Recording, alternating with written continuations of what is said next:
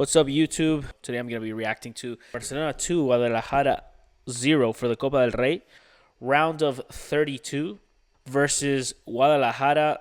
If I'm not mistaken, their third division team. It was a more difficult game than I thought it would be, but at the same time, maybe I'm a little bit not surprised, just because these type of teams, the underdog teams, they come to play a low block, park the bus, and try to expose stronger teams on counterattacks, stuff like that. Which against Barcelona, I guess throughout this season, maybe last season too, it has been effective. But at the same time, you have to have an intense individual quality to really exploit a team like Barcelona with their talent. Today, Ter Stegen played in goalkeeper. That was interesting to see. But it was a pretty good game. I thought for moments maybe it might go to the penalties, or I don't know if these type of games go to extra time or it just goes straight to penalties. But I thought for a while maybe we might be in store for a tie in the original 90 minutes. But sure enough, Barcelona finds the goal. First, before I even talk about anything, it's very hard to ignore this, man. And I know people are going to say, oh, his time is done. It's a new era. You got to get over it. But as long as Messi is still playing, actively playing, he's playing for Argentina, he's playing for Inter Miami. As long as he's still actively playing, I'm never going to give up the idea that what this team, this Hansi Flick Barcelona would be like with Messi in it. I know he's 38 years old. I know he's not as explosive as before, but his experience, his playmaking ability, his ability to play in tight spaces and find solutions out of basically almost nothing. I always think about what this team would be with him, especially in games like these where until the 75th minute, it was 0-0. We didn't find really a way to attack. It was very difficult. So I think a lot about Messi. Maybe it was the salmon jerseys. Maybe it was, it's the fact that maybe with the exception of Pedri, we don't have that many players that can break down small spaces like Messi, and in their time, Iniesta, Neymar, players like that were able to break down those small, low blocks that barely give you any room to breathe, any room to play. And so I often think about Messi, and of course I was thinking about him in this game too. The first half, obviously, classic underdog rival. They played with their entire team in the final third, forces Barca to play really close to the opponent's box, but limited space for football. And obviously, they wait for the counterattack. They had a small field. It's a way smaller field than in the Camp Nou. Barca likes to play with a wide, long field in comparison to many La Liga teams and many Spanish teams who prefer smaller fields. And with that small amount of space, it becomes difficult for Barca to make certain plays because everything's very cramped. And when you do have enough space, it's not the same amount of space that you have in that same situation in a bigger field. So we saw that a lot with Marcus Rashford, thinking he can go down the line, and all of a sudden he ran out of space. You saw it a lot with Lamine, where he tried to take the 1-on-1 or the 1v2 or the 1v3, because oftentimes they were covering him with three players at the same time. And he didn't have that much space to do his occasional moves because it was just way more cramped than usual. So that was a little bit different than what Barca was accustomed to. In the second half, started off with one sub really, but a few changes in the lineup, which we'll talk about in a little while. Eventually, more subs came in, and in the 76th minute, like I said, a goal. Christensen, header from Frankie de Jong cross, and basically they get the 1-0, and until the last few minutes of the game, basically the 90th minute, Barca gets the 2-0 through Marcus Rashford, Lamine Yamal assist. So let's talk a little bit about. First, let's talk about the players. Let's move to FotMob. I want to thank again FotMob for these graphics, but let's look at the lineups. So this is how they said this game started. Basically, Ter Stegen in goal.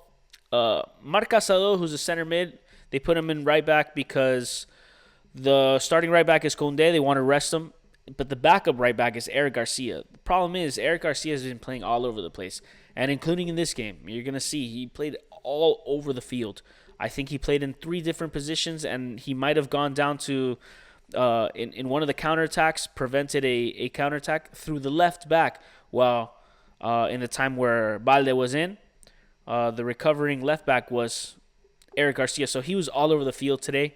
So obviously, if you're going to play him in center back, you got to have that third right back, which Barcelona does not have. So they put in Marc Casado. I still believe that Barca needs to find a right back. I know they're talking about striker. I know they're talking about winger. I know they're talking about center back.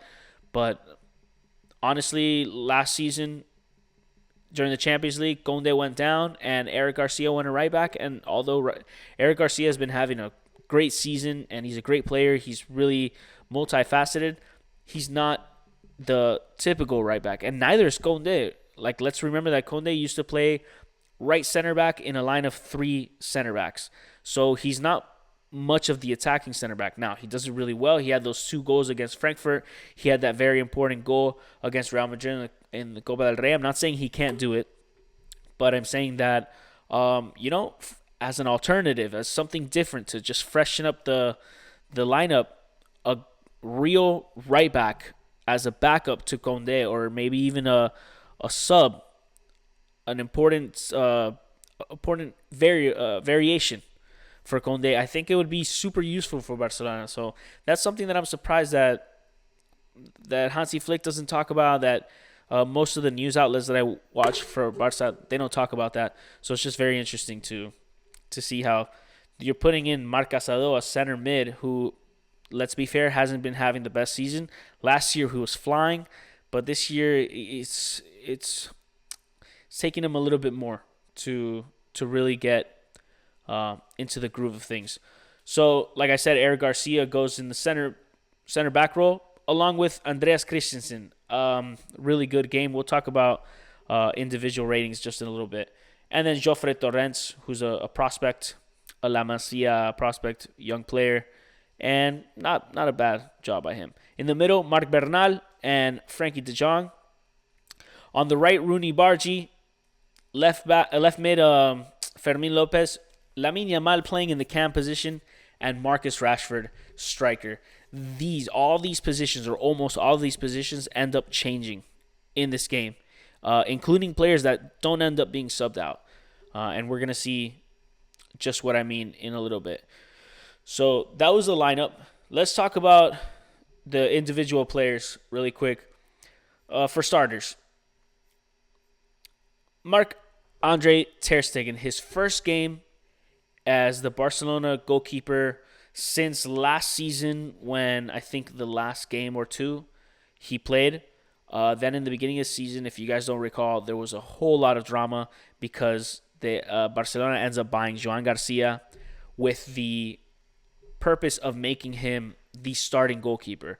This did not sit well with Ter Stegen because, number one, he believes he has the right to fight for a spot as the goalkeeper for this team, a team that he's been captain for a long time, has been the number 1 for a long time.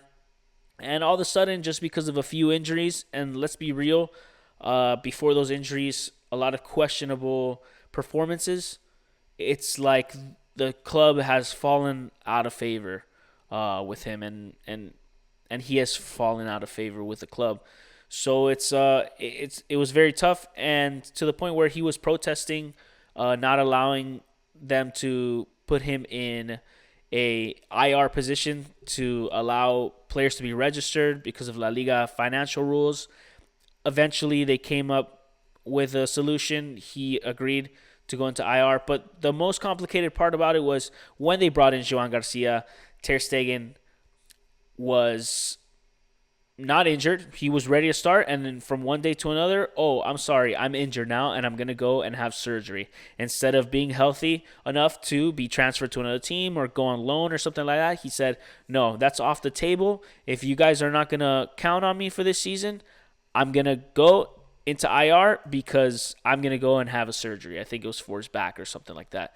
And it just basically made it for Barca to be unable to transfer him. And that was kind of like a sour period in the Barcelona preseason. Eventually, he apologizes. He comes to some type of agreement with Joan Laporta, the Barcelona president, and Hansi Flick, Barcelona's coach. And eventually, I guess they came up with some type of agreement where, you'll be able to sign Joan Garcia, but I do want to fight for my position when I get back. Sure enough, Marc-Andre Ter Stegen gets his first start in a cup match. He's only been available as a sub for 1 or 2 games before this, and with not very happy to be on the bench, but I guess he's accepted it. What I find really strange here is what's up with Hansi Flick. So let's talk about really quick. Last season, Hansi Flick had 2 goalkeepers after Ter Stegen got injured. It was the backup. I can't remember his name right now, and it was Tech, which is Wojciech Szczesny, and the other one is Iñaki Peña. So Iñaki was the starting goalkeeper. Not the most ideal goalkeeper, I guess, for Hansi Flick or for Barca. He's a short goalkeeper, very good with his feet. His reflexes are amazing. But I guess it was just not enough for what Hansi Flick wanted. However, in the first Clásico of the season, the 4-0 in the Bernabeu, he had a really, really good performance. And then after that, I think he arrived late to one team meeting, and Hansi Flick took advantage of that situation to say, you know what, you're no longer the starting goalkeeper. Wojciech Szczesny is going to be the starting goalkeeper, and that's that. Now, the strange thing is, there's always, in Spain at least, there's always a cup goalkeeper. There's always a goalkeeper that when it comes to the Copa del Rey, they put the second goalkeeper so that he can have some type of tournament that is his. Last season, when asked about that, Hansi Flick said, no, I don't do that. My first goalkeeper is my first goalkeeper, and he's going to play every single competition. So Szczesny played Champions League, played La Liga, played the Super Cup, and played Copa del Rey. Iñaki Peña did not touch a field after that. So what's going on now that all of a sudden Hansi Flick changes his mind and says, actually, for Ter Stegen, maybe he can be the cup goalkeeper. Obviously, there's pressure. There's pressure from the player, maybe pressure from the club, maybe pressure from the player's agent, pressure from the national team. Ter Stegen wants to play the World Cup. The World Cup's coming this summer, and he wants to be the starter. And without any playing time, Ter Stegen is not going to be the starter for that World Cup squad. He has 2 choices. Either he stays in Barcelona, gets limited play time, only in the Cup apparently, or he goes on loan or gets transferred to another club. The transfer is difficult because he has a complicated contract. The loan is also kind of difficult because he has a complicated contract. Not a lot of teams will want to pay, not even half of what he charges in Barca. So it's going to be very complicated. Now, I ask myself, does he deserve to have a chance to fight for a starting role? I think he does. I think for the sake of competition, it would be good. But at the same time, a goalkeeper, it's tough, man, because, if Joan Garcia needs to become the goalkeeper, he needs to have as much time as possible with his team. And all of a sudden, changing it to another goalkeeper that may have, different dynamics. Let's be real. Ter Stegen today on the ball looked amazing. He's a way more confident goalkeeper with the ball at his feet. You see Joan Garcia, when a player gets too close, he just boots it. He's like, I'm not risking anything. Ter Stegen will stop the ball. He'll stop the ball and straight up be like, hey, you can come and attack me, bro. I'm going to break down the pressure. That's not a problem for me. Now, it made a few players nervous because it's the first time a lot of these players play with Ter Stegen as the center back. Eric Garcia was on loan in the time that Ter Stegen was the starting goalkeeper. Christensen might have played a few games, but he hasn't been a starter in a long time. Casado is a new guy. Torrents is a new guy. Cubarsí is practically new. Might have played a little bit more with Ter Stegen than anybody else, but practically new. And then you have Gerard Martin, also practically new. Araujo, as we know, he's not in the squad right now. He's taking a sabbatical, trying to find himself. So besides that, Ter Stegen is basically a new goalkeeper for a lot of these players. Maybe Balde knows them a little bit more. Conde, maybe a little bit more as well. But for the most part, it's practically just like Joan Garcia. It's a new goalkeeper that you have to kind of get used to their dynamics. And Ter Stegen sometimes would put a pass where it would put a player or two under a little bit of pressure, maybe a pass behind them where they had to track back, get the ball, and by then, they were receiving pressure. So I'm not saying it was bad by Ter Stegen. It's just you got to get used to his type of passes because these players are already getting used to Joan Garcia's type of passes. So it's a lot of inconsistency, and that can be complicating when it comes to attempting to create some type of competition between the goalkeeper position. But I think Ter Stegen deserves it. Ter Stegen being a very elite goalkeeper, who wouldn't want something like that on their team, especially a team that's fighting for everything, that wants to be elite in all lines, a team that sometimes struggles on defense and needs a good 1v1 goalkeeper, needs a good goalkeeper that has good reflexes, is good with their feet because Barca likes to play out. And, it's why not give Ter Stegen a chance to fight for that position? Now, what are you saying with a 60 million euro acquisition in Joan Garcia? Are you saying you just paid all that just for him to be fighting for the number one spot, to potentially be the second spot? Hansi Flick has already said Joan Garcia is my first. So what happens with Ter Stegen? That's a question. But honestly, overall, Ter Stegen had a good game. He had probably one shot on target, a floater that was trying to beat him because he was a little bit ahead of the goal area and ends up saving it pretty comfortably. And then in the second half, especially after the goal, after the first Barca goal, is when Guadalajara started putting a lot more pressure on Barca's defense and taking some shots. And there was one save in the 78th minute that Ter Stegen made. And it was honestly a game-saving goal because, maybe another goalkeeper, maybe Joan Garcia, who knows, or Szczesny, that goal would have gone in. So it was a good reflex, good save, really, really world-class looking save. And, that it was a 2v1 play against Christensen, a counterattack, two players from Guadalajara against Christensen. They beat him. It becomes a 1v1 versus Ter Stegen, and Ter Stegen saves the shot. And it was a really good save. And he had a few other saves. FOTMOB gives him a 7.7. I give him an 8.5 just because, he didn't have that much work, but when he did have the work, he was good. And like I said, very confident with his feet on the ball. I give him an 8.5 out of 10. Great game by Marc-Andre Ter Stegen, and it was good to see him back. It's going to be interesting to see what Barca does moving forward. The left back position was Jofre Torrens, like I said, a La Masia product.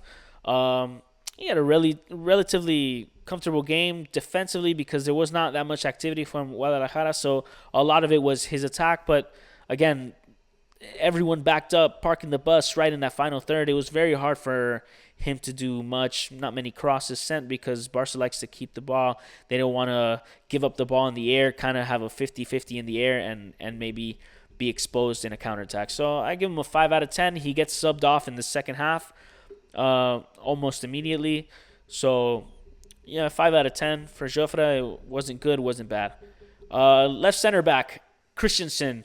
Christensen in the first half, he took a shot from the outside, and a lot of times I was looking at Christensen, I'm like, man, you could take more of those shots. Like, we're not producing much in this tight space. It was kind of like moving the ball side to side and seeing if one or two or three players can send a pass that can break the line, or mostly was in the air, see if someone could hit it with their head. But not too many attempts from outside the box. And I think Christensen's the type of player that he likes to try that every once in a while. I think he could have tried it a few more times than once.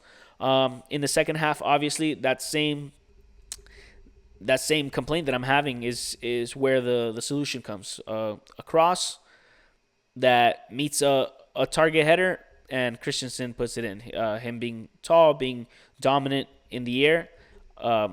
Really good goal, and I think in the end, it was like I felt like Christensen might have been the key to this game, and sure enough, he gets the game-winning goal in the second half.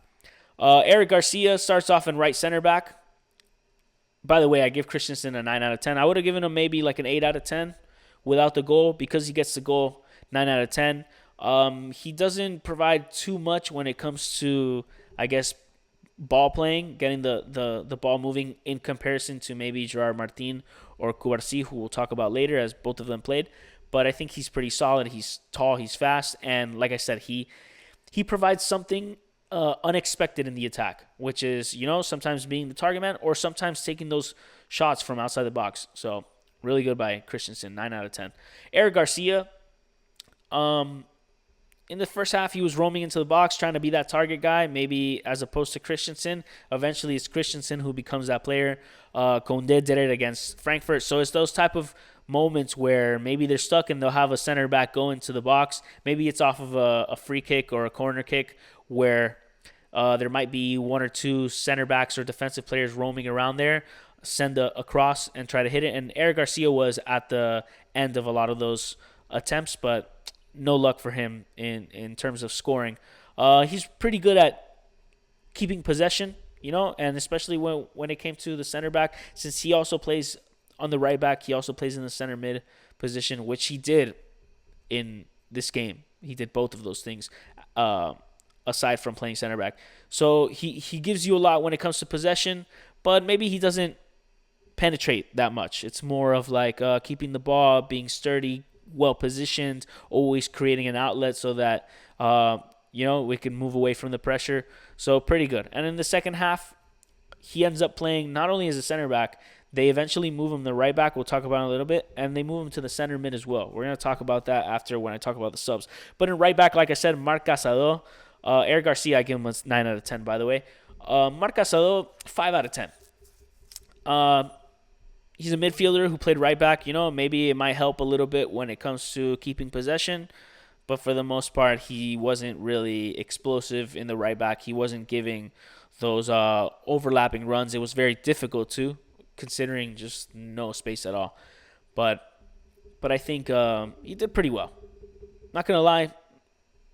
Give him a 5 out of 10 just because it's just a normal game by him. It wasn't in his position, and maybe even in his position, I don't think he was the key to unlocking this game. Marc Bernal, I gave him a 4 out of 10. He had a solid game. He kept possession, moved the ball around and stuff like that. But I think they talked a lot about Marc Bernal, especially last season in the preseason, because that's where I think 1, 2, 3 games around there into last season, he gets injured. I think he tears his ACL. And, a lot of people said that he was the Lamine Yamal or Cubarsí of his position, where you have Lamine Yamal, transcendental, generational right winger, and Cubarsí, same thing, but in the center back position. They were saying about Marc Bernal in the center mid, like he was this different guy. He was like the next Sergio Busquets, the way maybe Pedri is the next Iniesta or Xavi, the way Yamal might be the next Neymar, which I don't see it. We're going to talk about Yamal in a little bit. I have a lot of criticisms towards Yamal recently. Maybe not all his fault, but we'll talk about that. So yeah, Marc Bernal, they're saying that he's kind of like that type of player, and honestly, I'm not seeing it yet. Obviously, he hasn't had that many opportunities, but a player that they talk so greatly about, I think with the little opportunities he would have had, maybe he would have shown a little bit more, and maybe if he was this huge talent that they say he was, maybe he would have more opportunities by now. To be fair, he's been out for more than a year with an ACL tear. It's not easy to come back from. I just do wish that I would see a little bit more from Marc Bernal. He got a yellow card in the game, so they have to sub him out in the beginning of the second half. So he didn't really get to show that much. 4 out of 10 for Marc Bernal. I hope to see more of him later. Frankie de Jong, I give him an 8 out of 10. He might deserve a 9 out of 10 because of the assist, but we'll keep it at 8. I can't help but notice, and I'm going to go back to it. I'm going to go back to Messi, and you're going to notice when I talk about Barcelona, when I talk about soccer in general, I'm always going to refer to Messi. And I know it's unfair. He's a once-in-a-lifetime player, someone that I guess has spoiled football fans, because the things that he would do, the things that Cristiano Ronaldo also, players like that would do, it's not something that every player can do. So sometimes I find myself saying, oh, Messi would have made that, or Ronaldo would have made that, or Neymar would have gone through all that, and it's really tough to say things like that because these are differential players. But again, I'm gonna be here actually comparing Frankie De Jong to Messi because of things that I used to see Messi do when he would play with his back towards the player that would pressure him. He would do those fake moves where he will turn feint left and spin right. Frankie does that a lot, man. I see it a lot, and it's not the way that Pedri does it. Pedri does it a lot like Xavi used to do it, really close and just smooth. Frankie is more explosive in his feints, the way Messi was, and I can't help but feel like maybe he learned it from Messi. Maybe he's just that type of player.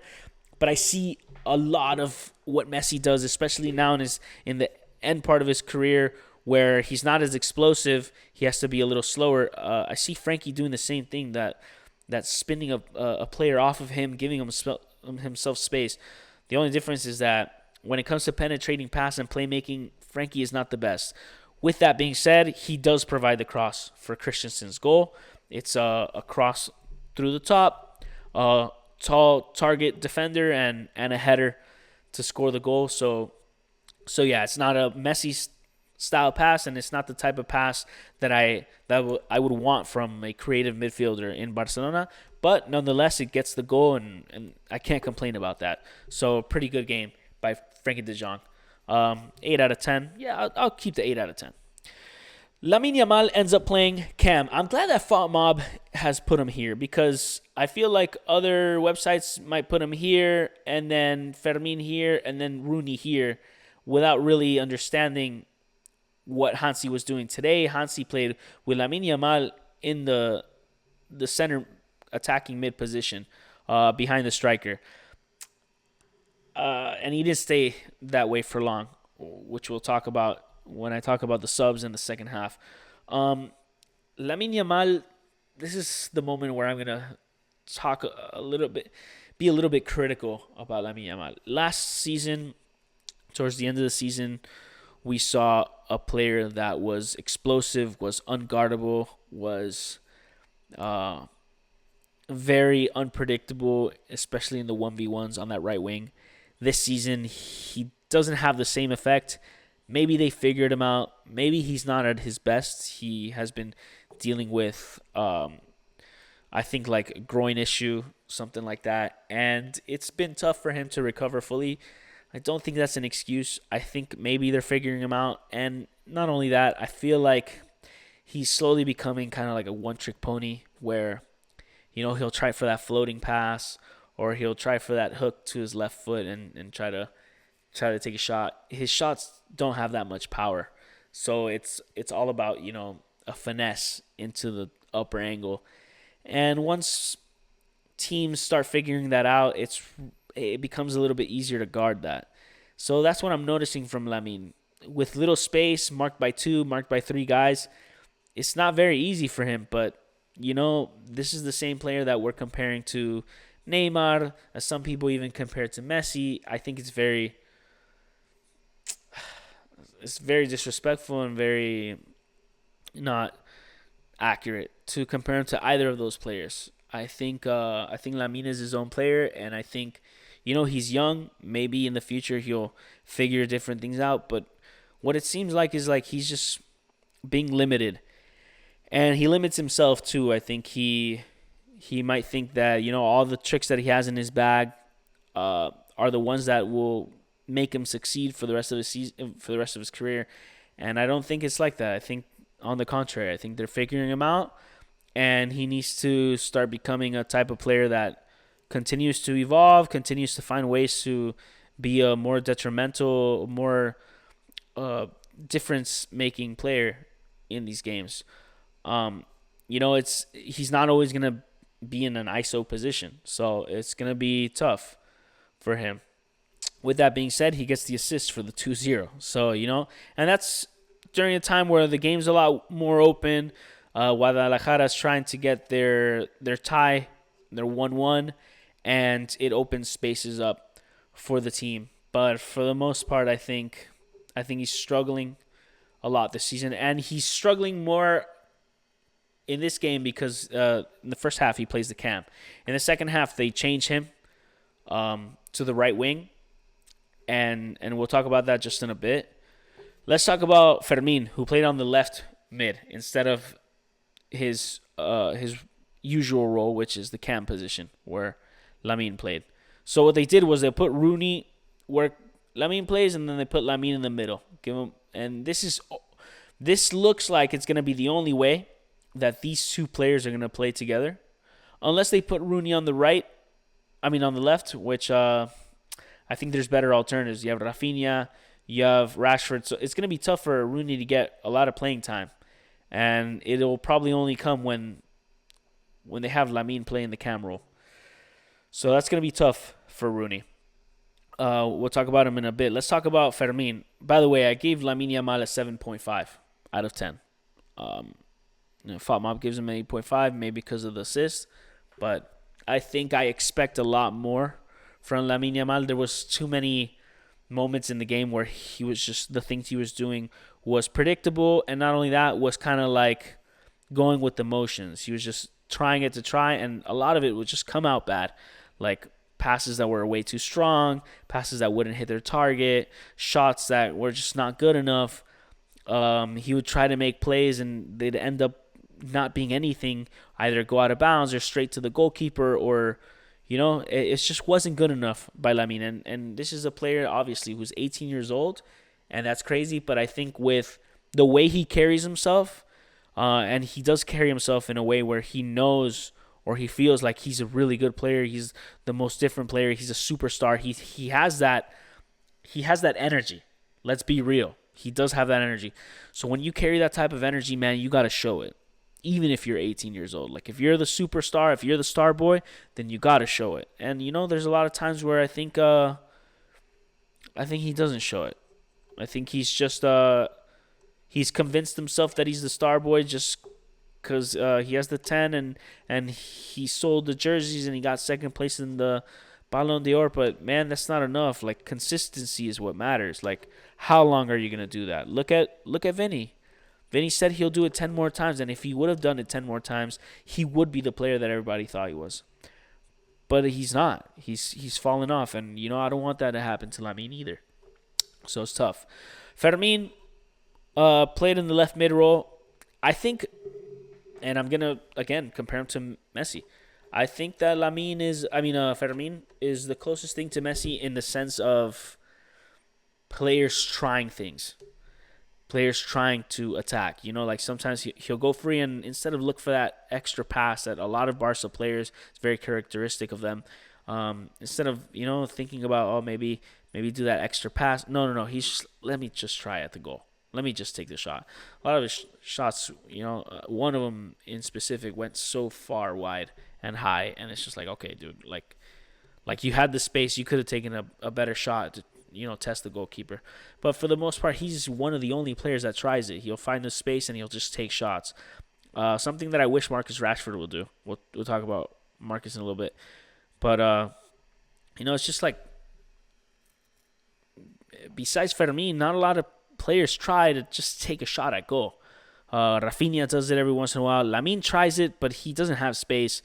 Like I said, Christensen tried it, but I wish De Jong would try it. I wish Pedri would try it more. I wish more players would just take the shot from the middle. You have the space, just try the goalkeeper, see what happens. Be more aggressive, be more selfish. And Messi would do that a lot. Obviously, a lot of his goals would go in, but there would be moments where he would just try the goalkeeper and nothing would happen. But he understood the change in rhythm. It's like, okay, yeah, sometimes we go hold the ball, but bro, eventually we gotta just try the goalkeeper a little once in a while, get him on his toes, force him to make a mistake, a bad rebound, something. It could hit off a player and go in if you try shots from outside. So I think the team needs to try that more, and through Fermin they do. So I like that about Fermin. I give Fermin a 7 out of 10. Rooney, I gave him a 5 out of 10. He didn't really do much. He had one free kick, went really close. If it was on target, I think maybe it could have been a goal. it was strong. It had a good effect, a good curve effect on it. It was going with a lot of speed, but it just went a little bit wide of the mark. Besides that, he didn't do much else. He was playing there in that left wing position, in that right wing position. I'm sorry, where Lamine would find himself kind of hovering towards. Lamine didn't feel comfortable in the middle. He wasn't seeing enough of the ball. It was too crowded there. They had a lot of players there. As you see, Guadalajara was playing a 5-4-1. So, like, this right here, plus these three, Lamine was kind of, like, here. That's tough, man. Like, he's just constantly surrounded. There's not a lot you can do. These guys will tuck in right here. So, you basically have 3-4 players at a time, just not giving Lamine enough space. So, obviously, he found comfort in going here, trying to rip through here and take that shot. But yeah, that's where Rooney was. So not much from Rooney. I give him a 5 out of 10. And the last player we're going to talk about in the starting lineup is Marcus Rashford. Marcus Rashford, I give him an 8 out of 10. I think I would have given him a 7 if he didn't score that goal. But the thing about Marcus is that even without that goal, maybe not in the first half, but in the second half, he was very active. A lot of the chances were coming through him. But let's talk really quick about the first half. I think Marcus, and I'm surprised by it, I think he lacks a little bit of that individual technique and quality to break through players in Spanish football. He's been doing really well in UCL, and obviously in Spain he's doing really well. He averages at least either an assist or a goal per game. Like he is getting involved and he's doing things. But it's like I feel like a player like Marcus Rashford, I expected a little bit more. I expected him to be a little bit more explosive, a little bit more differential. And in Spain, where it's tight, low blocks, he's having a very hard time, kind of like being able to maneuver through players. He loses the ball a lot. He runs out of space a lot. He's not able to beat the 1v1s really to find themselves space, because maybe he'll beat the 1v1, but there's like 2 more players there, oftentimes finding a pass back or something. So it's very tough. I think he needs a lot more space, and that's something that I'm really thinking about all the time when it comes to Barcelona, considering whether to buy him next season or not, and obviously it's not going to be up to me. It's going to be up to the club. It's going to be up to Joan Laporta. It's going to be up to Hansi Flick, whether they want him. But that's something I think about. That's going to be a $30 million transaction. And although it seems like numbers-wise he's a good asset, I think there's, Barca's going to need a striker. And Marcus Rashford started off as striker, as the 9 in this game. And in the second half, he moves here. Fermin moves here. And for the rest of the game, Fermin plays in the striker position. So Marcus is not comfortable here as a striker. There you have Ferran, you have Lewandowski. Lewandowski might leave after the end of the season, so he might be a backup for Rafinha. He's good for that, but Barca's going to have to think about who they're going to have as a striker for next season, a backup striker or a starting striker, and it's not going to be Rashford. So in the second half, obviously, they move into the left mid, and it's a little bit better. A lot better, actually, because he has, I think, 2, 3, 4 chances on goal. I think, though, he misses a lot of these 1v1 chances versus the goalkeeper, or like a lot of his shot opportunities go straight to the goalkeeper. Like, I feel like he should have a lot more goals than he currently has, and that's something that I think he needs to improve. He ends up getting the 2-0, a great filtered pass by Lamine Yamal, and he gets the 2-0, and that's good. But I think that he could have easily had 2-3 goals this game with the chances that he missed.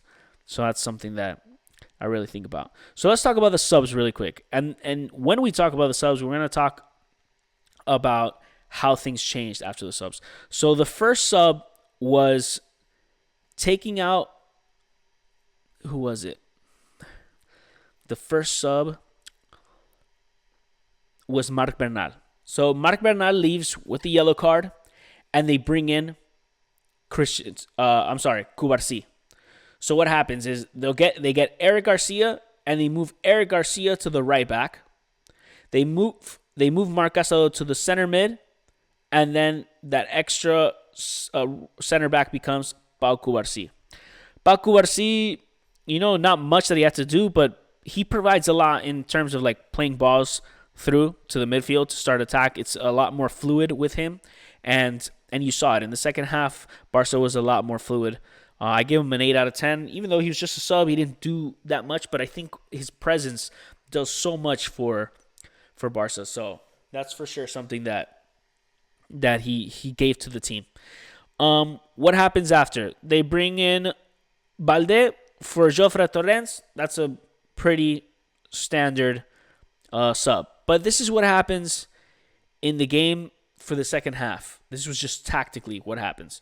Casado, Frankie de Jong in the middle. Rooney gets moved to Cam because Lamine wants to play on the left. He feels more comfortable there, so Hansi puts him in the left. So Rooney has to play here. Rashford doesn't feel comfortable in the striker, so Hansi moves him to the left wing. So the middle ends up becoming Rooney, Bargi, Cam, and Fermin Lopez striker, or like a false 9 kind of thing. And that's how Hansi Flick leaves the game. For the rest of the game, he leaves Fermin as the striker and Rashford as the left wing. To be fair, maybe what he was getting in the left mid position, Rashford was getting a little bit more than him. And then I think neither Fermin nor Rashford were really doing well in the striker position. I think we were missing a striker. I'm surprised Ferran doesn't come in. But by then, I think Barca's up 1-0 and maybe Hansi Flick feels like there's no need. So yeah, and Balde becomes, well, along with Pau Cubarsí, becomes two of the players that end up eventually leaving the starting defense for Barca. Because after Balde, Condé comes in, Gerard Martin comes in. But Balde, I give him a 7 out of 10. He provides a little bit more dynamicism than Jofre. Obviously, he's more experienced. He's more explosive. He associates really well with Rashford. I feel like they understand each other really well. So that was cool. So I give him a 7 out of 10. Then Pedri comes in.